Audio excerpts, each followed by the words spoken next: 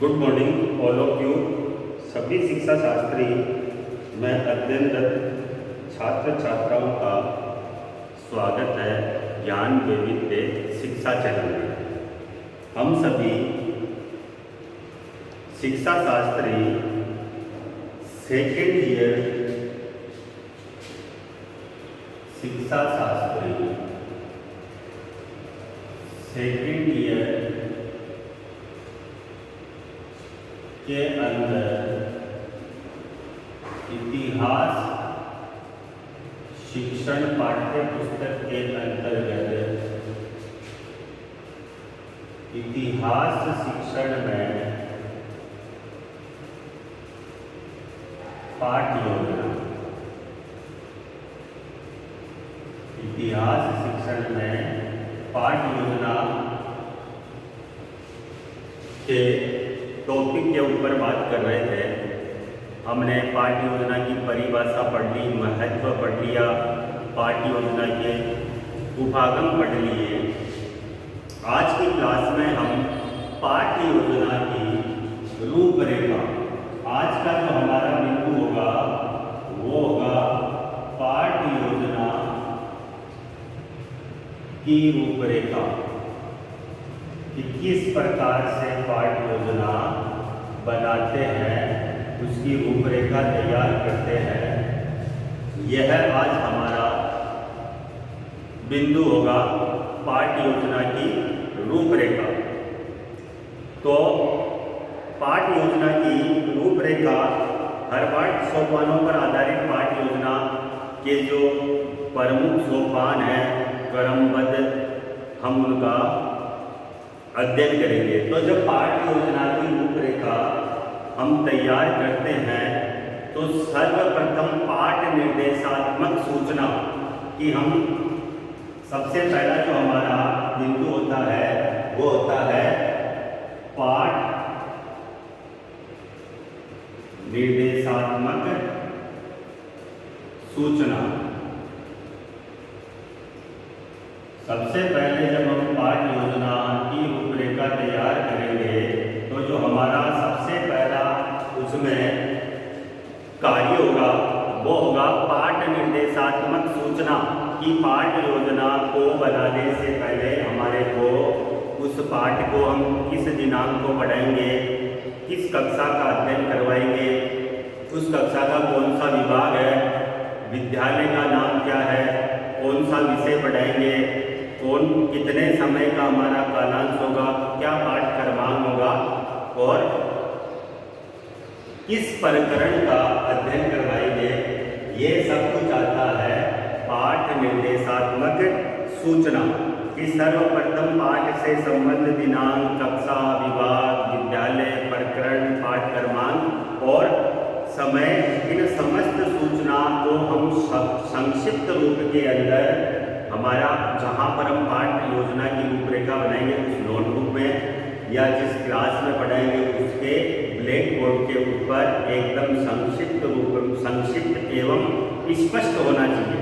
जो भी हम लिखेंगे वो संक्षिप्त होना चाहिए लेकिन स्पष्ट रूप से दिखने वाला, साफ सुथरा होना चाहिए।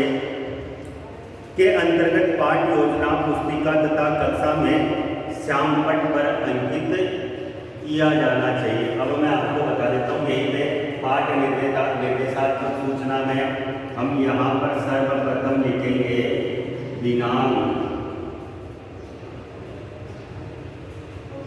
सर्वप्रथम हम यहाँ लिखेंगे दिनांक, ठीक है ना। जैसे विद्या 3 सितंबर 2020, ठीक है। दिनांक लिख दिया, दिनांक के आगे यहीं पे हम लिख देंगे कक्षा। जैसे हम 9th को पढ़ा रहे हैं तो यहाँ पर 9 इस कक्षा का, कक्षा के आगे ही लिख देंगे विभाग, सेक्शन। तो जैसे या ए, इसके बाद में हम यहाँ पर लिखेंगे विद्यालय का नाम, यहाँ पर लिखेंगे विद्यालय का नाम। जिस विद्यालय के अंदर हम लेसन देंगे, तो मान लो यहाँ पर मैं लिख देता हूँ से श्री सूरजमल तापड़िया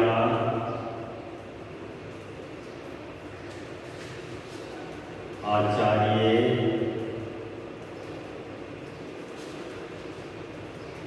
संस्कृत। इसको अगर ज़्यादा लंबा जाना तो यही टॉपिक नीचे ले लेना। महाविद्यालय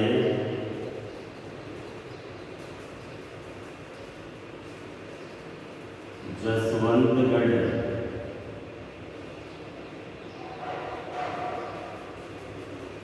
नागौर।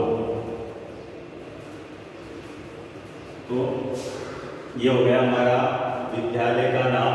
इसके बाद में यहाँ पर आ जाएगा हमारा विषय कि हम किस विषय का अध्ययन करवाएंगे। तो यहाँ पर लिख देते हैं सामाजिक विज्ञान। ठीक है, और विषय के इधर आ जाएगा समय।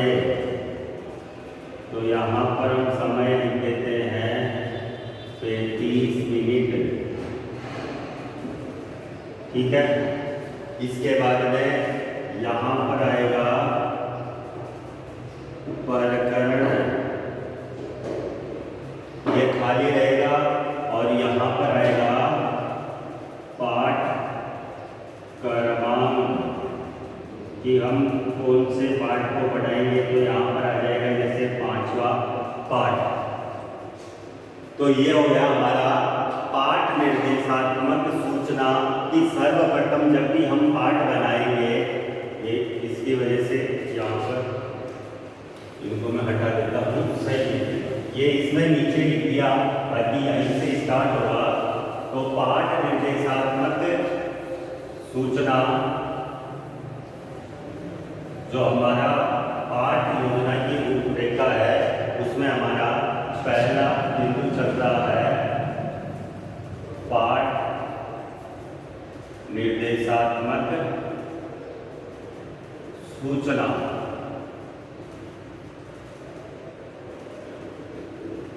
ये हमारा पहला बिंदु है और इस बिंदु के अंतर्गत ये एकदम स्पष्ट होना चाहिए, जैसे दिनांक 3 सितंबर 2020, इसके बाद इसके आगे कक्षा, इसके बाद उस कक्षा का कौन सा सेक्शन है, उसके बाद विद्यालय का नाम, फिर उसके बाद में विषय, विषय के बाद में समय, समय के नीचे प्रकरण और पाठ क्रमांक। सब कुछ आपको पूर्ति करनी है, केवल प्रकरण को छोड़ के। प्रकरण को तब लिखेंगे जब हमारी प्रस्तावना हो जाएगी। प्रस्तावना उत्प्रेरित करने के बाद में यहाँ पर हम प्रकरण को जोड़ेंगे। तो उपरोक्त विवरण पाठ योजना निर्माता, शिक्षक जो पढ़ाने वाला है और परिवीक्षक दोनों को निर्धारित कक्षा, समय, विद्यालय का नाम, पाठ क्रमांक, विभाग, प्रकरण उपयोगी है। अब प्रकरण के संबंध में ये बात आप सभी को ध्यान में रखना है कि प्रकरण इसे पाठों प्रस्तावना अथवा प्रस्तावना के उपरांत ही लिखना है। इस प्रकरण को जब हमारी प्रस्तावना हो जाएगी, आगे जब आएगा, उसके बाद में यहाँ पर प्रकरण को लिखना है। जब हम आप अपनी जो पुस्तक हो, जिसमें आप पुस्तिका के अंदर पाठ योजना का निर्माण कर रहे हो, उसमें आप प्रकरण लिख सकते हैं। लेकिन जब कक्षा के अंदर छात्रों के समक्ष इस पाठ योजना की रूपरेखा को हम प्रस्तुत करेंगे, उस समय प्रकरण को खाली छोड़ना है। विशेष रूप से ध्यान रखें, अगर आपने इसी समय प्रकरण को लिख दिया तो आपकी पाठ योजना है वो गलत हो जाएगी। प्रकरण को प्रस्तावना के बाद में लिखना है। तो ये था हमारा पाठ निर्देशात्मक सूचना। आप इसे अपनी नोटबुक में नोट कर लीजिएगा। इसके बाद में हम जो पाठ योजना की रूपरेखा है उसका जो दूसरा सोपान है उसका अध्ययन करेंगे। तो ये हमारा जब पाठ योजना बनाएंगे तो सबसे पहला सोपान यही है। सर्वप्रथम हमारे को यही पूर्ति करनी है। दिनांक लिखना है ऊपर, दिनांक के आगे कक्षा, कक्षा के आगे विभाग, विभाग के नीचे विद्यालय का नाम, फिर विषय, फिर समय, प्रकरण और पाठ क्रमांक, ये पूर्ति होनी चाहिए। इसके बाद में हमारा जो दूसरा सोपान है वो है उद्देश्य। जब पाठ योजना की रूपरेखा तैयार करेंगे तो सर्वप्रथम हम पाठ निर्देशात्मक सूचना को तैयार करेंगे। उसके बाद में आता है उद्देश्य। देखो, पाठ योजना या पाठ के आरंभ में संबंध विशिष्ट उद्देश्य और तदनुरूप छात्रों में अपेक्षित व्यवहारगत परिवर्तन का उल्लेख संक्षेप में कर दिया जाए। भाई, जब भी पाठ योजना का आरंभ हो, जैसे ही हमने निर्देशात्मक सूचना लिखी उसके नीचे आएगा उद्देश्य, उसमें विशिष्ट उद्देश्य और उसके सामने उन उद्देश्यों से अपेक्षित व्यवहारगत परिवर्तन क्या क्या होते हैं छात्रों के अंदर, तो वो आते हैं। तो इसके बाद में हम उद्देश्य लिखेंगे, जैसे ज्ञान,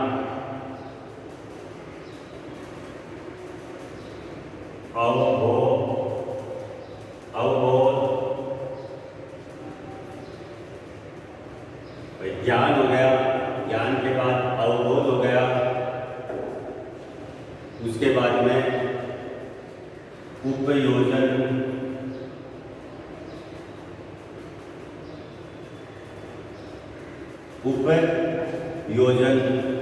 उसके बाद में कौशल,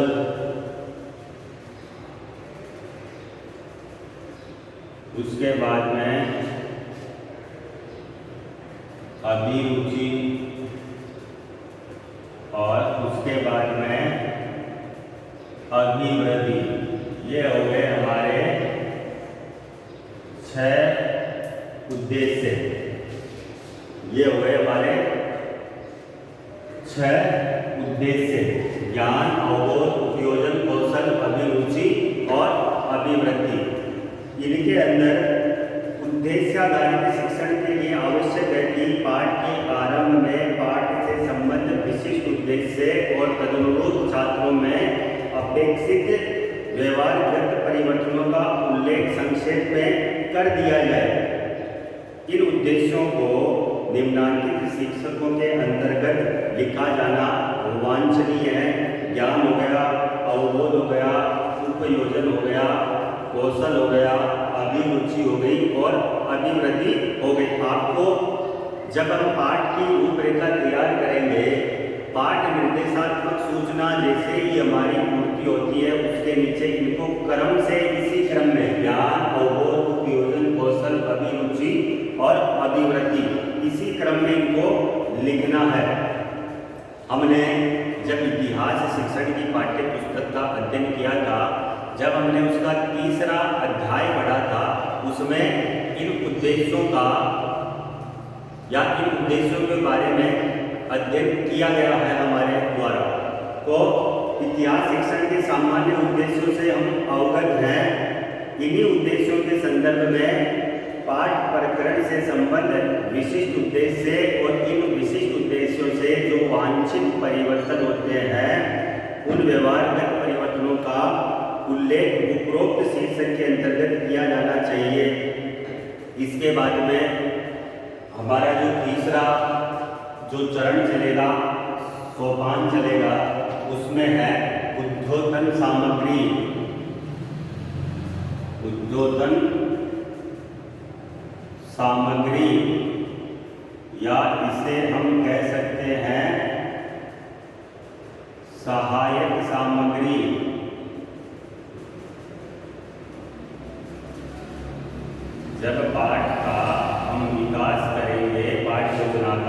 तो जो हमारा तीसरा सोपान होगा वो होगा उद्योतन सामग्री या सहायक सामग्री।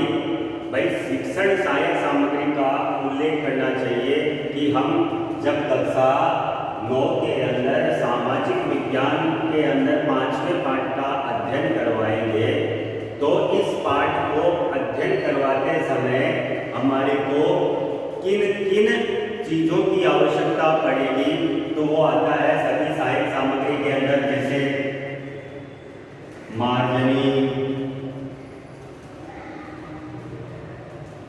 संकेतिका,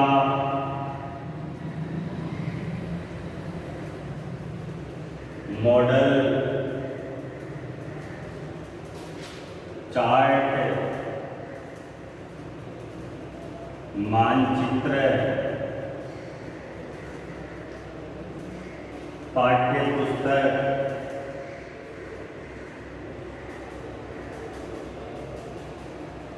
तो हमारे को इन चीजों की आवश्यकता पड़ेगी। और ध्यान रखें सहायक सामग्री का चयन विद्यालय के अंदर उपलब्ध सामग्री का चयन ही सहायक सामग्री में चयन करना चाहिए कि आप जिस विद्यालय में अध्ययन करवा रहे हो उस विद्यालय में वो सहायक सामग्री ना हो तो आप उसका उपयोग ही ना करें। और इसके बाद में उद्योतन सामग्री का उपयोग पाठ योजना में इसका जो उल्लेख है वो एकदम विवेकपूर्ण होना चाहिए। अनावश्यक जो सामग्री है उसका उपयोग पाठ के अंदर नहीं करना चाहिए कि जिस सामग्री की हमारे को आवश्यकता ही नहीं हो उस सामग्री का उपयोग कदापि नहीं करें। वो अगर हम अनावश्यक सामग्री का उपयोग हमारे पाठ में करेंगे तो वो एक हास्यास्पद हो जाएगा। लोग मतलब हमारे को सामग्री की आवश्यकता ही नहीं है और कक्षा में हम उस चीज़ का उपयोग कर रहे हैं तो वो हमारे लिए हास्यास्पद हो जाएगा। तो ऐसा बिल्कुल नहीं करना चाहिए। हमारे को उपलब्ध सामग्री का उपयोग करना चाहिए और पाठ को सफल और प्रभावशाली बनाना चाहिए। अगर हम अनचाही सामग्री का उपयोग करेंगे इससे क्या होगा, एक तो हमारा पाठ योजना असफल होगी और प्रभावहीन हो जाएगी। तो हमारे को ऐसा नहीं करना है, हमारे को आवश्यक सामग्री का उपयोग करके पाठ को सफल और प्रभावशाली बनाना है। तो ये था तीसरा उद्योतन सामग्री। इसके बाद में जो चौथा आएगा वो आएगा पूर्व ज्ञान। जो हमारा पाठ का विकास होगा उसमें 4 नंबर पे आएगा पूर्व ज्ञान। देखो पूर्व ज्ञान के आधार पर ही प्रकरण के नए तथ्यों का उनके अनुरूप पूर्व अर्जित तथ्यों को या पूर्व अर्जित तथ्यों के साथ सह संबंध स्थापित किया जाता है। भाई छात्रों को थोड़ा बहुत तो उस विषय का पूर्व ज्ञान होगा। जैसे सामाजिक पढ़ा रहे हैं तो सामाजिक का पूर्व ज्ञान तो होगा। जैसे अपन 9वीं कक्षा को पढ़ा रहे हैं तो 9वीं से पहले उन्होंने कक्षा 1 से लेकर 8 तक अध्ययन किया, उसमें सामाजिक विज्ञान का भी अध्ययन किया है। तो छात्रों का जो पूर्व ज्ञान है उस पूर्व ज्ञान के आधार पर ही प्रकरण के अंदर नए तथ्यों का विकास होता है और उसी के अनुरूप पूर्व अर्जित तथ्यों से नए अर्जित तथ्यों का साथ में सह संबंध स्थापित किया जाता है। भाई पूर्व ज्ञान के आधार पर ही प्रकरण के नए तथ्यों को उनके रूप अर्जित तथ्यों से सह संबंध स्थापित किया जाता है। इतिहास विषय के साथ में हम बात करें तो इतिहास शिक्षण के अंदर पूर्व ज्ञान से नवीन तथ्यों का सह संबंध विशेष महत्व रखता है। भाई इतिहास के अंदर क्या है कि ऐतिहासिक घटनाएं क्रमबद्ध या तिथि क्रम में प्रस्तुत करने पर ही बोधगम्य हो सकती है।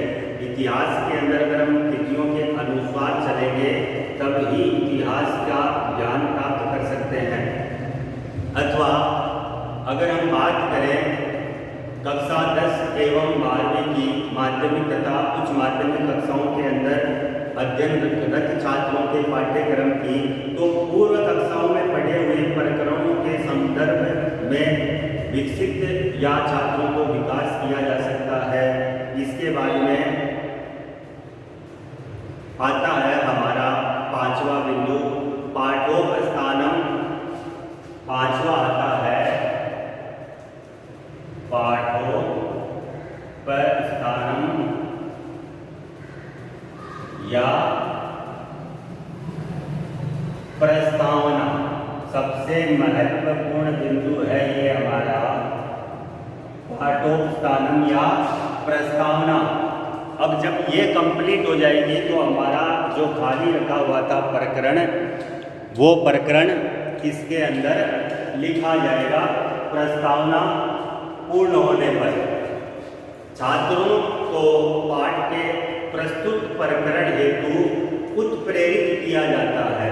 भाई प्रस्तावना के अंदर, पाठोपस्थानम या प्रस्तावना के अंदर क्या किया जाता है, छात्र को पाठ के प्रस्तुत, भाई इस पाठ को हम प्रस्तुत करना चाहते हैं।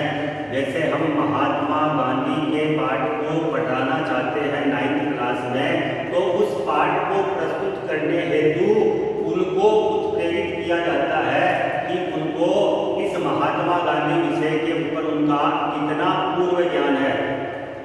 तो वही प्रस्तावना के अंदर आता है। देखो, पाठोपस्थानम या पाठ प्रेरणा पूर्व प्रचलित प्रस्तावना का ही आधुनिक पर्याय है। प्रस्तावना शब्द भूमिका अथवा विषय प्रवेश के अर्थ में प्राय प्रयुक्त किया जाता है, जबकि पाठोपस्थानम या पाठ प्रेरणा के अर्थ में वांछित मनोवैज्ञानिक अभिप्राय प्रकट करता है। इस सोपान के अंतर्गत छात्रों को पाठ के प्रस्तुत प्रकरण हेतु उत्प्रेरित किया जाता है। भाई आप किसी भी प्रकार से अपने पूर्व ज्ञान के आधार पर इस नवीन तथ्यों के साथ में सहसंबंध करके उन छात्रों को महात्मा गांधी विषय पर लाया जाता है कि हम महात्मा गांधी पढ़ाना चाहते हैं।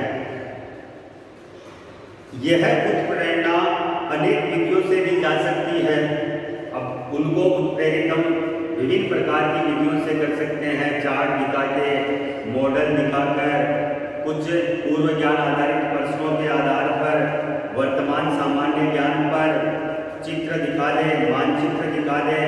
तो पाठोपस्थानम संक्षिप्त किंतु प्रभावशाली होना चाहिए, जिसका मुख्य उद्देश्य छात्रों के पूर्व ज्ञान के ऊपर आधारित होना चाहिए। तो ये थे हमारे पाठ योजना की रूपरेखा के 5 सोपान, जिसमें हमने पाठ निर्देशात्मक सूचना को पढ़ा, उसके अंदर जो आने वाली चीज़ों को मैंने श्यामपट्ट पे लिखा, उसके बाद में क्या क्या उद्देश्य होना चाहिए, ज्ञान, अवबोध, उपयोजन, कौशल, अभिरुचि और अभिवृद्धि।